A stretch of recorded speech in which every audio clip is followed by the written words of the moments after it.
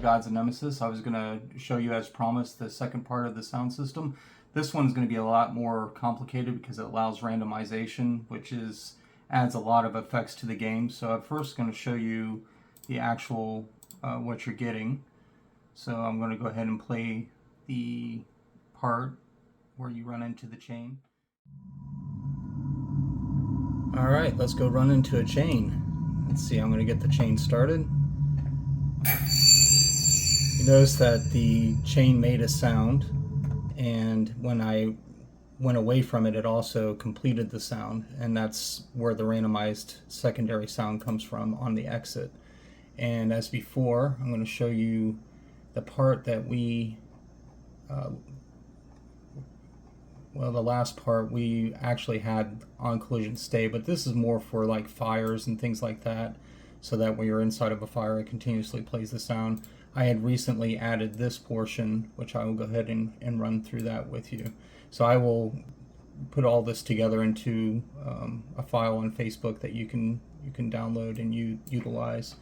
So in the meantime, on collision exit, I'm just going to go ahead and explain how that works. We use the sound effect exit, which is just a string, and it's a base name essentially, and it also has a space and then how much of a range we want. So in this case it will be 4, and I'll show you that in a second, and it will randomize 0 through 4 and add it to the base name to come up with the randomized sound effect to play.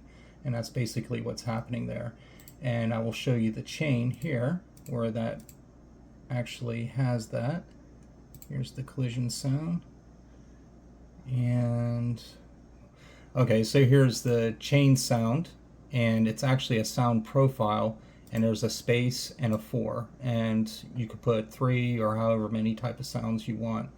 And I will show you where the sound profiles are, and that is here,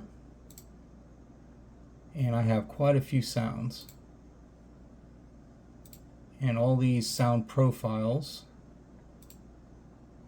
as you can see, all these open up. These are the sound profiles that we'll use, and we used the chains, which are right here, and these are actually attached to actual sounds, which is, I have a folder, effects sounds, and that's these here.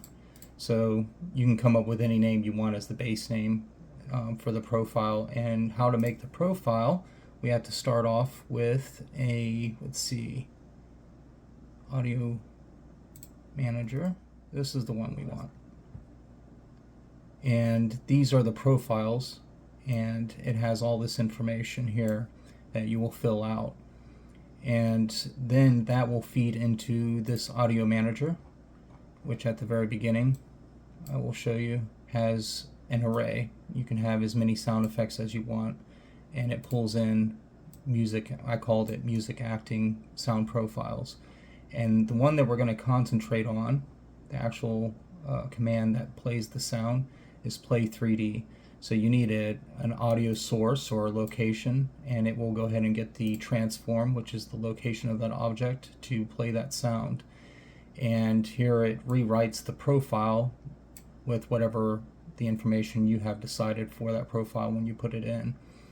And I will show you the actual audio prefab that you can create. It's just an empty, and it has right here. I'll go ahead and pull one out here, and with this information, it's just an audio source, and you can essentially, it rewrites all of this in accordance to the profile. And so that's basically how that works, and I'm going to go ahead and compile all that into just a simple text file for you to use and play around with. I got the information originally from Brackeys and expanded from there. And I think Brackeys is now doing Godot videos, and Godot is a great engine to get involved with, and it's definitely highly recommend checking that out. But this is Unity so far, and so I'll go ahead and send that on Facebook for you guys to download. Well, thank you for watching, and hopefully you learned something. And if you have any questions, just please let me know. I'm definitely here for you. And if you found this video helpful, please like, comment, and subscribe. So, see you later.